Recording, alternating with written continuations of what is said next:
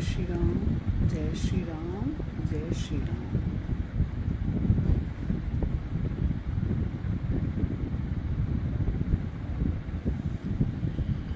हाँ जी, कैसे हैं सभी? गर्मी हो रही है, कोई बात नहीं, हमें ठंडक देने के लिए प्रभु का नाम है हमारे पास, तो हम वो करेंगे और अंदर से आंतरिक ठंडक लेंगे। तो चलिए शुरू करते हैं फिर।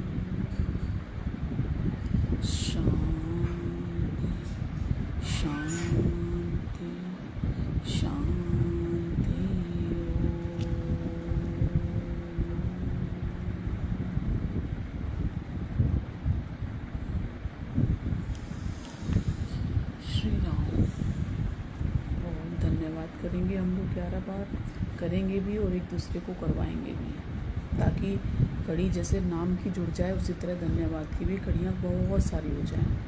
तो चलिए शुरू करते हैं। धन्यवाद प्रभु, धन्यवाद प्रभु, धन्यवाद प्रभु, धन्यवाद प्रभु, धन्यवाद प्रभु, धन्यवाद प्रभु, धन्यवाद धन्यवाद प्रभु, धन्यवाद प्रभु, धन्यवाद प्रभु, धन्यवाद प्रभु, धन्यवाद प्रभु, धन्यवाद धन्यवाद धन्यवाद, शुक्रिया शुक्रिया शुक्रिया, थैंक यू सो मच।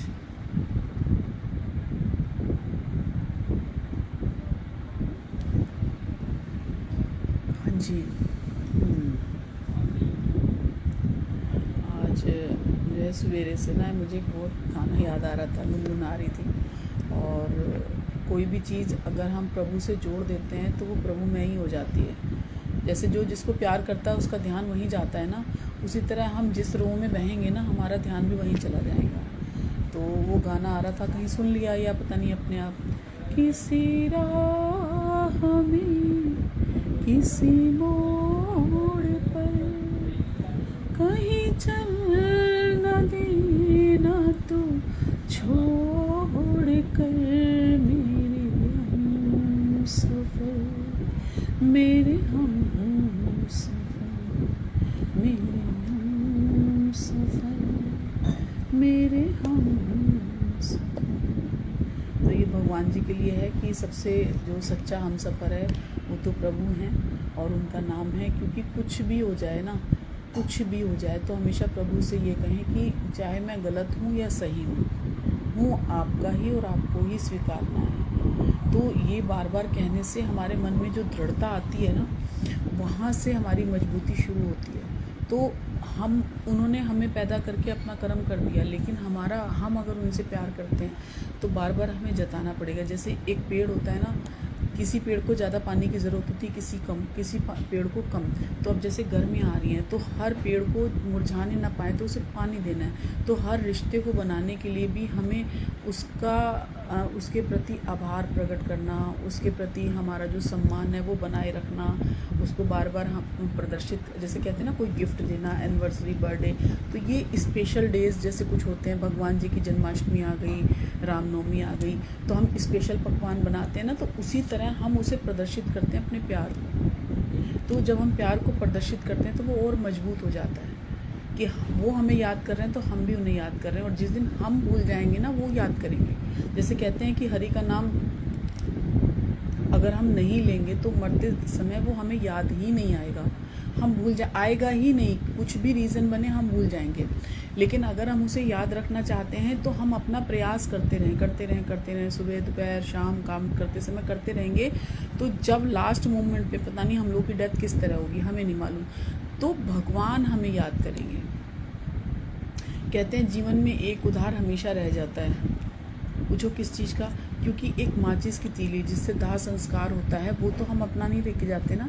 तो इसलिए कभी मंदिर में भी जाइए या कहीं पर भी जाइए तो वहाँ पे एक माचिस की डब्बी ज़रूर छोड़ाएं, ताकि वो भी उधारी हमारे ऊपर ना रहे। तो हम अगर कुछ भी प्रयास कर रहे हैं जताने के लिए, तो उस चीज़ को पनपाने के लिए, कुछ कच्चे पौधे होते हैं ना, उनको बहुत पानी में डालते हैं ना, तो जैसे बहुत डेलिकेट होते हैं तो उसमें पानी में डालने से वो मुड़ जाते हैं। तो उसी तरह जब हम बहुत ज़्यादा जैसे कहते हैं ना परेशानियों से ग्रस्त हो जाते हैं तो हम अंदर से बहुत टूट से जाते हैं, तो बहुत कच्चे हो जाते हैं। हल्की सी भी खटक से हम टूटने का डर लगता है।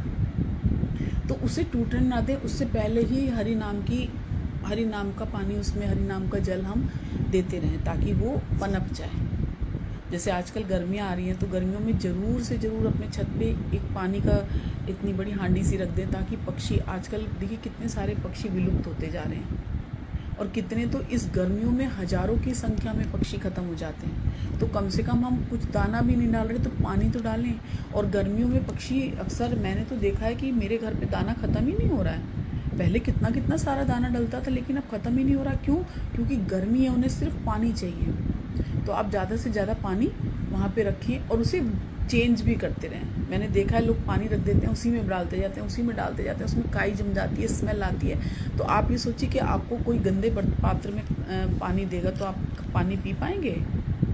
वो तो पी लेगा पक्षी, क्योंकि वो मर रहा है, उस समय उसके प्राण निकल रहे हैं, वो पी लेगा, लेकिन वो मजबूरी में पिएगा। किसी को खुशी मन से दें। किसी भी चीज़ को करने से पहले हम खुशी मन से कोई भी कर्म करें। हमें दान भी करना है, खुशी मन से करें। हमें कोई भी कर्म करना है, हम खुश होके करें।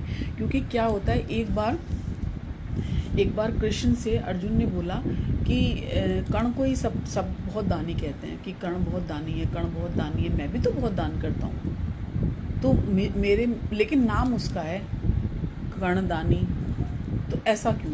तो कृष्ण भगवान ने जो है ऐसे अपनी लीला दिखाई और 2 पहाड़ सोने के बना दिए, स्वर्ण रचित, स्वर्ण पूरा, और उसे बोला कि इन गांव वालों में बांट दो। पहला कार्य दिया अर्जुन को, अर्जुन ये तुम्हारा काम है कि 2 दिन का समय दे रहा हूँ, ये 2 पहाड़ हैं, तुम गांव वालों में बांट दो। अब उसने क्या किया, घोषणा करवाई और गांव वालों को बुला लिया। अब गांव वाले आ गए, तो किसी को उसने कम दिया, किसी को ज़्यादा दिया, किसी को मतलब उनकी ज़रूरत या अपने रिलेशन के अकॉर्डिंग दिया। ये हमारा सगा है तो इसे हम थोड़ा ज़्यादा दे देंगे, थोड़ा अच्छा वाला दे देंगे, ये थोड़ा हमारे सेकंड नंबर पे है तो उसको थोड़ा सा कम देंगे, और जो बिल्कुल चाकरी वाला बंदा है, सर्वेंट टाइप का, सहयोगी टाइप का, उसको हम थोड़ा वैसा दे देंगे। अब ऐसा करते करते करते करते वो सुबेरे से शाम हो जाए और वो जो पहाड़ भगवान ने बनाए थे उसमें से एक रत्ती भर भी ख़त्म नहीं हो रहा था, वो उतना का उतना। एक दिन उन्होंने मतलब किसी तरह मन मार के कर लिया। सेकंड डे वो इतना थक गए और शाम को 5-6 बजे के आसपास उन्होंने बोला भगवान से कि मेरे बस की नहीं है, मैं हार गया हूँ, लेकिन ये पहाड़ तो ख़त्म ही नहीं होने पे आ रहा, और मैंने सबको दिया है, भरपेट दिया है, जिसको जितनी ज़रूरत थी मैंने उससे ज़्यादा देने की कोशिश करी है, जिसकी जितनी औकात थी उतना देने की कोशिश करी है। तो प्रभु ने कहा ठीक है, कोई बात नहीं, तुम्हारा काम पूरा हो गया ना, तुमने दे दिया, तुम मन भर गया ना तुम्हारा। उसने कहा हाँ मैं भर गया। अब उन्होंने यही कार्य कर्ण को बुला के कहा। कर्ण आए, कर्ण ने प्रणाम किया और बोला कि ये 2 पहाड़ हैं और ये इनको जो है दोनों गाँव के बीच में आप बांट दीजिए। तो बड़े खुश हो गए, उन्होंने कहा जैसी आज्ञा प्रभु। अब वो पहाड़ के पास गए और जैसे घोषणा उन्होंने की थी वैसे ही घोषणा उसने भी कर दी। अब वो वहाँ पर आए और उन्होंने सारे गांव वालों से बोला कि आप लोगों को जितना चाहिए आप जाइए और ले लीजिए। अंतर समझ में आ रहा है कि नहीं आ रहा है? उन्होंने कहा आप स्वयं जाइए और ले लीजिए। जैसे बुफे सिस्टम होता है ना, हम शादी ब्याह में जाते हैं, और एक होता है पत्तल सिस्टम, तो पत्तल में हम थोड़ा और देते हैं, फिर बार बार देना पड़ता है। लेकिन जो बुफे सिस्टम में होता है उसमें हम क्या करते हैं कि हमको जितना चाहिए हम उतना ले लेते हैं, पेट भर गया तो ख़त्म हो गई कहानी। तो उन्होंने वहाँ पे वो सिस्टम किया और ये कर दिया जितना चाहिए उतना ले लीजिए, और वो रिलैक्स हो गए। मतलब विदिन 15 मिनट में ही सारा काम हो गया उनका, और वो घर आ गए कृष्ण के पास। उन्होंने बोला कि मैंने अपना काम कर दिया। उसने कहा अरे ये तो बहुत बड़ा काम था, आपने इतनी जल्दी कैसे कर दिया? तब वहाँ अर्जुन भी बैठे थे, तो उसने कहा ये काम तुमने किया कैसे? उसने कहा मेरे को करना ही कुछ नहीं था, मैं होता कौन हूँ? आपने मुझे दिया, आप दाता हैं, और मैं दाता बनने की कोशिश क्यों करूँ? मैंने तो उन्हें आगे सौंप दिया कि आपको जितना चाहिए आप उतना ले लीजिए। तो सबसे अच्छे देने वाला तो वही है ना कि वो कुछ भी दे। हम कह देते हैं आप स्वयं ले लो, हम आगे आके, कुछ लोगों की आदत होती है ना अपने हाथ से ऐसे सामान देते हैं, कुछ भी सामान देना होगा ना अपने हाथ से देंगे। अरे पूरा का पूरा आगे रख दो ना, जिसको जितना लेना होगा, आपका हेडक खत्म हो जाएगा। लेकिन अगर मंशा देने की नहीं होगी ना तो आप अपने हाथ से ऐसे करके दोगे थोड़ा थोड़ा। तो अर्जुन को भगवान ने कहा बस यही फर्क है तेरे में और उसमें, तूने दाता बनने की कोशिश करी और उसको उसमें भेदभाव आ गया, ये मेरे अपने हैं तो इसको इतना, ये दूर के हैं तो इतना, तीसरे दायरे में तो इतना। तो जहाँ पे आपके अंदर ये अहमता आ जाएगी वहाँ पे आपको ना यश मिलेगा ना पुण्य मिलेगा। लेकिन जहाँ आपने छोड़ दिया प्रभु के भरोसे, वहाँ पे सब कुछ आपका है और भगवान खुद उससे खुश हो जाते हैं, और नाम भी उसका होता है जो सब कुछ भगवान को समर्पित करके चलते हैं। सवेरे उठते ही सबसे पहले ये करें कि भगवान, सब पूरा सवेरे नहीं, हर पल आज से अभी से छोड़ें कि जो भी है वो मेरा सर्वस्व आपका है। मैं जो देखूं आपको देखूं, जब बोलूं आपको बोलूं, जब सुनूं कानों से आपकी वाणी सुनूं। हम गृहस्थ में रहते हैं, बहुत सारी चीज़ें घटित होती हैं, गुस्सा भी आता है, सब कुछ होता है, मुझे भी बहुत आ रहा है आजकल। लेकिन अगर हम स्मरण करते रहेंगे ना तो वो बहुत माइल्यूट, मतलब बहुत थोड़ी सी देर का हो जाती हैं वो चीज़ें, समझ में आ जाती हैं। और कभी कभी कुछ जैसे वो होता है ना, चंद्रमा घटता बढ़ता है, तो उसी तरह मन की स्थितियाँ भी होती हैं, तो हो जाता है कभी कभी। लेकिन फिर हम उसी ट्रैक पे आ जाएं, जैसे कहते हैं सुबह का भूला शाम को घर आ जाए तो भूला नहीं कहते। तो अगर हम राइट ट्रैक पे आ जाते हैं तो ये बड़ी बात है। तो हमें अंतिम समय के लिए हमारे पास आने वाले 10 मिनट बाद हम रहेंगे या अगले क्षण भी रहेंगे कि नहीं रहेंगे, हमें नहीं पता। तो जो भी है उसे हम फिलिंदा ब्लैंक को पूरा भर दें, ताकि हम साथ में बहुत सारी दौलत लेके जाएं हरि नाम की। और यहाँ की दौलत यहीं रहेगी, और जो ये हरि नाम की ओम की जो भी दौलत है ये हमारे साथ जाएगी। कहते हैं ना प्रभु कुछ भी नहीं हम साथ ले जा सकते, और कुछ लोग कहते हैं खाली हाथ आए हैं खाली हाथ जाएंगे, ऐसा नहीं, ये गलत है। हम खाली हाथ आए हैं लेकिन हम खाली हाथ जाएंगे नहीं। अगर हमने प्रभु का नाम स्मरण कर करके अपने आप को पूरा भर लेंगे ना, तो हम खाली कहाँ जा रहे हैं, हम तो भरे हाथ से जा रहे हैं, और भरे हाथ से जा रहे हैं और बहुत कुछ दे के जा रहे हैं दुनिया में। हरि नाम की चीज़ें दे के जाएंगे, हरि नाम की स्मरण भक्ति। हम कह रहे हैं 100 में से एक, सिर्फ एक बंदा भी हमें हमारी बातों को सुन के, या अच्छी बातों को, किसी की भी अच्छी बातें हों उसको सुनकर बदल जाए, तो समझ लीजिए आपका कबूल हो गया वो करना। और कोई भी चीज़ हम अपने आप नहीं करते, भगवान की प्रेरणा से ही होती हैं सब चीज़ें। तो हमें करते रहना है, हमें पीछे नहीं हटना है। एक जो है वृंदावन में एक मंदिर था, वहाँ पे एक मुस्लिम था, काले खां। तो वो जो है दूर से ही, क्योंकि मुस्लिमों को अंदर मंदिर में नहीं जाने देते हैं, तो वो जो है बाहर से ही उनकी छवि को निहारता रहता था। उसे दिखता तो नहीं था, लेकिन कहीं ना कहीं उसे एक जैसे वाइब्रेशन मैच करती है ना, कि हमारा वहाँ जाने का मन करता है, तो उसे बड़ा अच्छा लगता था। और वो कहता था कब मुझे भगवान के दर्शन होंगे, कब मुझे भगवान के दर्शन होंगे। वो घंटी सुनता था उनको, और जब 56 भोग लेके जाते थे तो उसको अच्छा लगता था कि मतलब उसको वो अपने मानसिक रूप से सारा का सारा विजुलाइज कर लेता था कि अब ये जा रहा है, अब भगवान जी ने ये पगड़ी पहनी है, भगवान जी ने, और आते थे तो पूछते थे आज भगवान जी ने यही पहना है, तो कहते थे हाँ। तो भगवान उसको वहीं बैठे बैठे दर्शन दे देते थे। एक बार क्या हुआ, बहुत अच्छा एक 56 भोग का थाल सज के गया, और उसको लगा कि काश ये थाल जो है मैं भोग लगाता भगवान को और अपने हाथों से पवाता। तो उसको मतलब आंतरिक रूप से इतना अंदर से अच्छा लग रहा था। अब क्या हुआ कि थाल रखा गया, और जब पर्दा जैसे बंद करते हैं ना, भोग के समय पर्दा बंद कर दिया जाता है, भोग लगते, तो 5 मिनट के लिए पर्दा बंद हुआ। वहाँ पे अपना मृदंग बज रहे थे कि भगवान भोग लगा रहे हैं। इतने में क्या हुआ, जहाँ पे वो काले खां बैठे थे वहाँ पे साक्षात भगवान आए।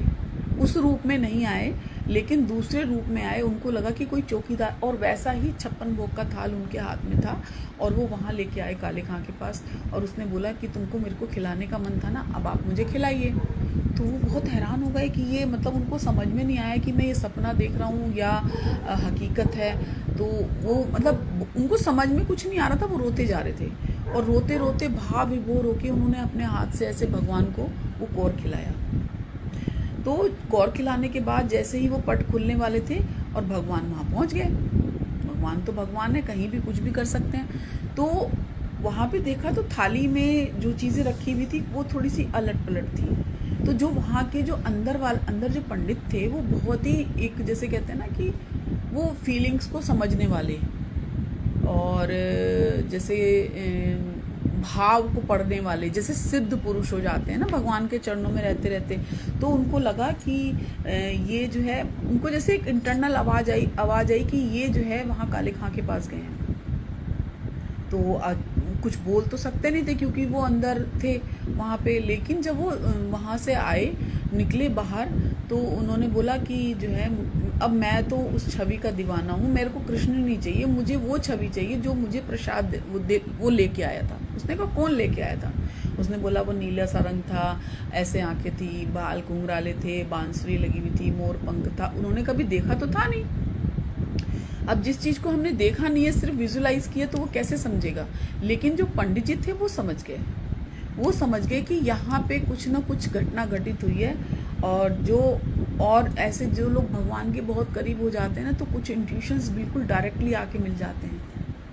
तो वो समझ गए। उसने कहा कि नहीं, मुझे आप जब आरती हो कुछ हो तो मुझे जो है मुझे भगवान नहीं चाहिए, मुझे बस वो वाला बंदा चाहिए जो मेरे पास भोजन का थाल लेके आया था। तो वो जो पंडित जी थे, जब सारे लोग चले गए, क्योंकि वो मुस्लिम थे और उनको भी अपनी कुछ मर्यादाएं तय करनी थी, तो जब सारे लोग चले गए तो वो उसको अंदर मंदिर में लेके गए और बोले कि जो है कि देखो यही है तुम्हारे काले खां, यही है तुम्हारे जो तुमको प्रसाद देने आए थे। अब उनको तो वो कृष्ण रूप में दिख रहे हैं, लेकिन उसको वो उसी रूप में दिख रहे हैं जिस रूप में वो उनके पास मिलने आए थे। लेकिन वो पंडित जी समझ गए। तो भगवान को आप हमें जैसे किसी चीज़ के लिए जब हम मना करते हैं ना कोई, तो हम उसके लिए ज़्यादा, जैसे बच्चों का मन होता है या बड़ों का भी ऐसा ही होता है, हम किसी चीज़ को मना करते हैं तो वो चीज़ हमें ज़्यादा आगे अट्रैक्ट करती है। तो वो चीज़ उसको समझ में आ गई और वो भाव से समझ गया और उन्होंने उनको मिलन भी करा दिया। वो प्रेरणा भी कहाँ से मिली, वो भी प्रभु की तरफ से मिली। तो जीवन में जो भी चीज़ें हमारे जीवन में घटित हो रही हैं या आगे होंगी, वो बिना प्रभु की इच्छा से नहीं होती। बस हमारा एक ही कर्म होना चाहिए कि हम उनको किस भाव से पुकार रहे हैं और हरि नाम लेते रहेंगे, तो ये सारी चीज़ें ना हमारे साथ अपने आप घटित होती रहेंगी। और उसे समझने की कोशिश करें। भगवान डायरेक्ट नहीं आएंगे, वो इंट्यूशंस देंगे, आपकी बहुत जगहों पे रक्षा कर लेंगे। जैसे हमारा एक्सीडेंट हो रहा है, हमारे हाथ पैर में टूटे, हमें थोड़ी सी खरोंच लग गई, तो ये प्रभु का हम कहते हैं अरे प्रभु हमें तो इतना लगे। ये नहीं सोचेंगे कि ये होना था और इतने में कट गया। और जो भी उनके संपर्क में उनके साथ परमानेंट यही होता है। पर जो नेगेटिव सोचेंगे वो उलाने देंगे, जो पॉजिटिव सोचेंगे वो उन्हें थैंक यू बोलेंगे। तो थैंक यू कहने की आदत तो बेवजह भी हम ले रहे हैं। इतनी सारी चीज़ें हमें, जल पृथ्वी आकाश वायु अग्नि हमारे साथ चल रही हैं, तो हम तो जितना थैंक यू बोलें उतना कम है। तो थैंक यू तो है ही है, हर पल है, हर समय है और देना ही चाहिए। एक बार क्या हुआ, कहीं बहुत सारी स्टोरीज हो गई लेकिन कोई बात नहीं, बड़ी अच्छी है। एक महिला वृंदावन से लड्डू गोपाल जी को ले आई। अब ले आई तो वो उस भाव से लेके आई कि नहीं भगवान इनके अंदर हैं साक्षात। उनके अंदर कभी भी ये फीलिंग नहीं आया कि ये पीतल की मूर्ति है या मिट्टी की मूर्ति है या मेरे को। तो वो उन्होंने घर पे लाई तो उनका एक छोटा बच्चा था 3-4 साल का और बात करने वाला था। उसने बोला कि माँ ये क्या है? उन्होंने कहा ये हमारे भगवान है। उसने कहा अच्छा। अब उसने कहा ये हमारे अब घर में जैसे हमारे हिंदुओं में अक्सर क्या होता है कि कहीं से कोई मिठाई आई तो पहले भगवान जी को भोग लगता है, घर में खाना बना तो भगवान जी को भोग लगता है। तो अब उसकी माँ ने जब ये कहा ना ये हमारे भगवान है, तो उसकी माँ जो भी बनाती वो कहती कि लड्डू गोपाल जी को भोग लगा दो। अब वो बच्चों को जैसे जब 2 बच्चे हो जाते हैं तो दोनों बच्चों में एक कंपटीशन होता है कि माँ छोटे बच्चे को ज़्यादा प्यार कर रही है, बड़े को कम कर रही है। जबकि माँ के लिए तो दोनों बराबर हैं, लेकिन छोटा बच्चा क्योंकि नाजुक होता है उसको ज़्यादा केयर करने की ज़रूरत होती है, लेकिन बड़ा बच्चा ये सोचता है कि हमें अवॉइड किया जा रहा है। तो अब उसमें उस जो छोटे बच्चे के अंदर ये भाव आ गया और वो उसको अंदर ही अंदर मतलब तिल मिलाने लगा कि इसको मैं ऐसे ऐसे कर दूँ, ऐसे ऐसे नोच दूँ। पर वो उसने कहा था कि हमारे भगवान है, तो वो बेचारा चुप रह जाता था। अब अंदर जो उसको ये लगा कि पहले सारी चीज़ें माँ मुझे देती थी, अब माँ सारी चीज़ें उनको देती है। एक बार क्या हुआ, उसके फादर कहीं बाहर चले गए 2-3 दिन के लिए, तो उसके माँ ने कहा बोला कि बेटा थोड़ा थोड़ा काम अब तुझे करना पड़ेगा। और नहीं सॉरी वो 4 साल का नहीं था, थोड़ा सा बड़ा था, तुम्हें करना पड़ेगा। तो उसने बोला हाँ माँ बताओ। तो अब उसने कहा थोड़ा सा पानी भर के ले आओ तो जरा बाहर से, जैसे बच्चे नहीं ले आते थोड़ा थोड़ा पानी भर के ले आते हैं। तो वो पानी लेके आए और वो जो है गुस्से में जाके बोले कि खाने के लिए तो तुम सबसे पहले आते हो, काम माँ मेरे से कराती हैं, बहुत बढ़िया, तुम तो राजा बन के बैठे हो, काम मैं करता हूँ। ऐसे ऐसे उनसे मानसिक रूप से लड़ता रहता था अंदर अंदर। अब जब 2 दिन बीत गया, तीसरे दिन हो गया तो वो पानी लेने गया। तो भगवान जब वो पानी लेने गया तो वहीं तालाब के पास देखा तो कृष्ण की उन्हीं लड्डू गोपाल भी उनके साथ साथ चल रहे हैं और साथ साथ पानी लेके आ रहे हैं। जब माँ घर पे आई देखा तो उनके कपड़े गीले। तो उसने कहा जरूर ये गोलू ने किया होगा। उसने कहा तुमने भगवान के ऊपर पानी डाला? उसने कहा नहीं माँ मैंने नहीं डाला। तो पहले दिन तो वो चुप हो गया। दूसरे दिन उसको बोला कुछ काम करने के लिए, वो काम करने गया, वो हाँ आटा पिसाने के लिए बोला, आटा पिसाने गया। फिर वो देखा तो वो लड्डू गोपाल जी फिर उनके साथ साथ चले आ रहे हैं आटा लेते हुए। अब उनके कपड़ों पे आटा लग गया। उसकी माँ काम करके घर पे आए तो देखा उनके कपड़ों पे आटा लगा है। तो उसने कहा कि तुम्हारे कपड़ों में आटा कैसे लगा, जरूर ये गोलू ने किया होगा। उसने कहा नहीं माँ मैं नहीं करता हूँ, सच्ची मुच्ची मैं नहीं करता हूँ, आप मेरी बात मानिए। तो तीसरे दिन क्या हुआ, तीसरे दिन वो माँ ने बोला बेटा थोड़ी सी लकड़ी तो ले आ उठा के बाहर से। फिर उसको गुस्सा आया, उसने कहा मैं लकड़ी तब लेके आऊँगा जब आप इनको रोकोगे, ये मेरे पीछे पीछे आ जाते हैं और जो है अपने आप काम करते हैं और डांट मुझे पड़ती है। तो उसने कहा नहीं नहीं नहीं नहीं ये नहीं जाएंगे, तू जाओ। अब वो लकड़ी लेने गया। वो फिर कृष्ण जी लड्डू गोपाल वहाँ से आए और धीरे धीरे छोटे छोटे लकड़ियाँ उठा के जैसे बच्चों के हाथ में जितनी थी वो ले गए। इधर देखा तो मंदिर में माँ लौट के आ गई, तो वहाँ मंदिर में लड्डू गोपाल नहीं थे। अब माँ परेशान हो गई। उसने सोचा जरूर गोलू ने इनको तंग किया होगा।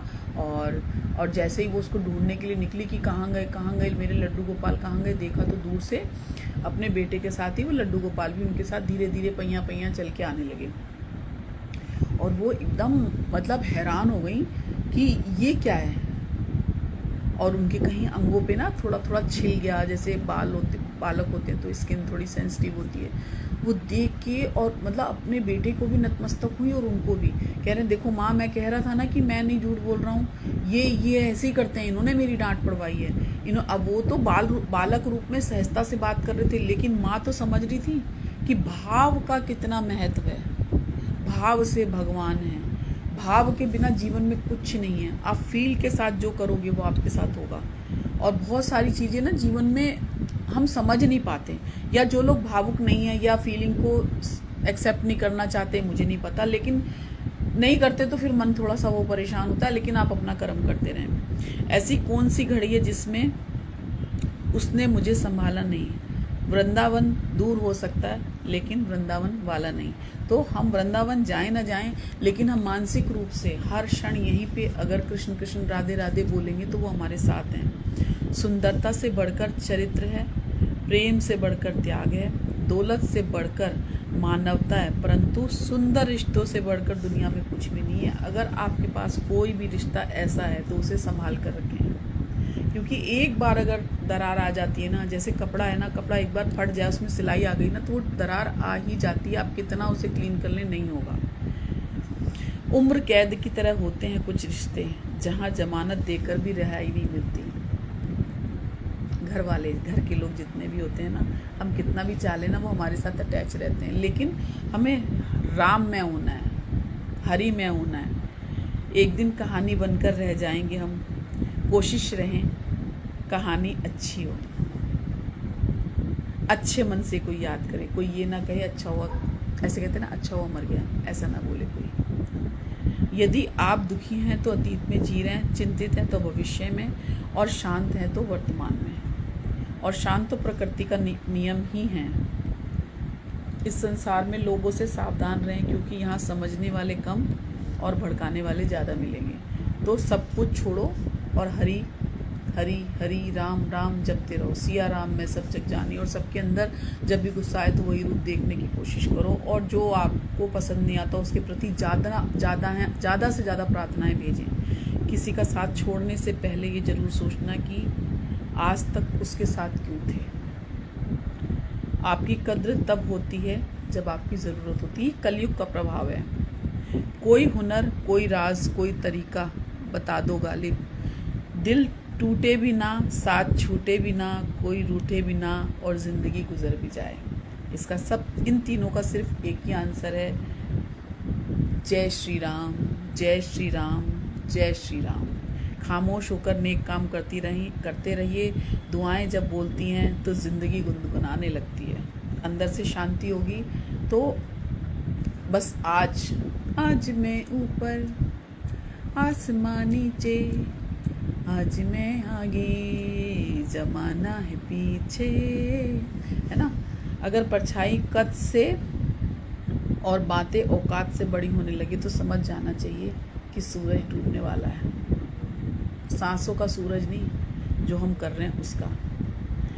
नानक जी कहते हैं, मेरी बात को सच मानो कि उसमें और अविनाशी में कोई अंतर नहीं है। जो अविनाशी का सुमिरन करने की युक्ति जानता है, उसका इतना बड़ा सौभाग्य है कि वह अविनाशी बन सकता है। मतलब बहुत गहरी बात है, बहुत अच्छा है ये। गुरु ग्रंथ साहिब में बहुत सारी चीज़ें ना बड़ी अच्छी हैं। और एक 4 महाकाव्य हैं बहुत ही सुंदर, मैं उसको सुनाना चाहूँगी। प्रज्ञान ब्रह्म, मतलब चेतना ही ब्रह्म है, अर्थात शुद्ध चेतन स्वरूप ही परम सत्य है ना। और दूसरा है अहम ब्रह्मास्मि, मैं ब्रह्म हूँ, अर्थात मेरा वास्तविक स्वरूप ब्रह्मा ही है। और तीसरा है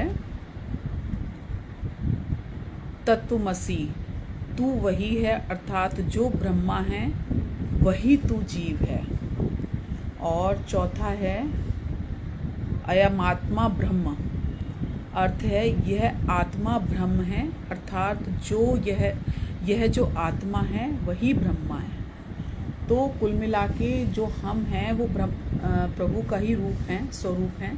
और हमें इन सब चीज़ों को समझना चाहिए और समझकर उसको एक्सेप्ट करने की आदत बनानी चाहिए कि हाँ, हम ही ईश्वर का स्वरूप हैं। बहुत अच्छा स्वरूप भगवान ने जो ये रचना करी है ना ईश्वर की, ये बहुत अच्छी संरचना है, इसका सम्मान करें और सभी को प्रार्थनाएं देते रहें, देते रहें, देते रहें। कभी तो खनक उठेगी।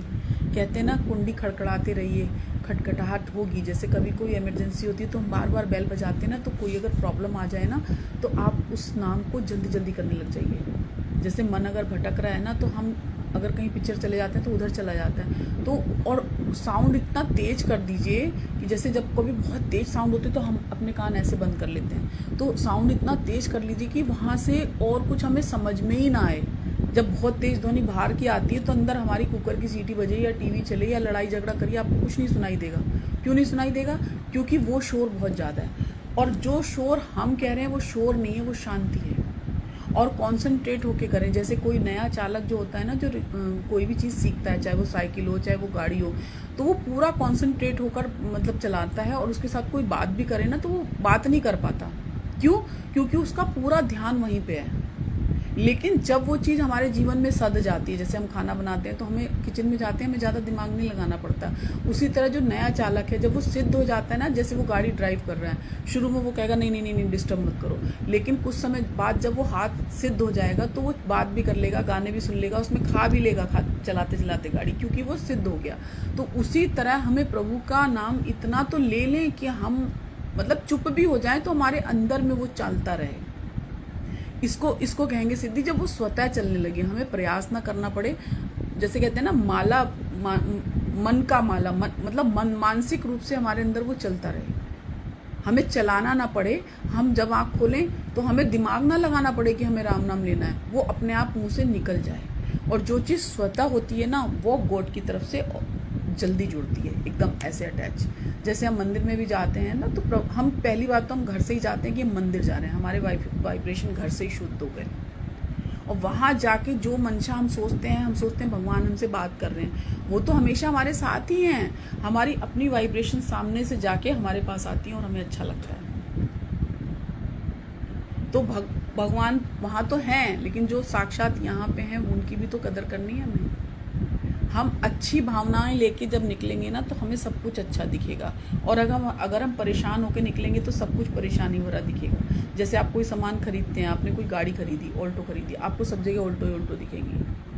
आप अगर अपने आंसू दिखाएंगे ना, तो सब दूसरे जो आएंगे ना, वो भी आपको अपने आंसू बताने वाले आ जाएंगे। और आपने अपने हरी कथा अगर छेड़ दी, तो सारे जो भी मिलेंगे वो हरी कथा वाले ही मिल जाएंगे। तो आप अपनी अच्छी चीज़ लेके निकलिए, ताकि जो आपको भी मिले वो अच्छा मिले। जो हम कर्म करेंगे वैसा ही हमें प्रसाद आगे मिलेगा। तो ये चीज़ें सारी की सारी ईश्वरीय हैं। और ये बोलने वाली भी देखो, वो देवी मैया ही बोल रही हैं, कोई किसी के अंदर शक्ति नहीं कुछ भी बोलने की। और अगर स्वतः कोई चीज़ आ रही है तो वो गॉडली है। तो थैंक यू बोलें, थैंक यू बोलने का आदत कभी ना छोड़ें। और सबको प्रार्थनाएं भेजें, सब सुखी हों, स्वस्थ हों, संपन्न हों, आनंद हो और ढेर ढेर ढेर सारी शांति हो। सभी को जय श्री राम, जय श्री राम, जय श्री राम।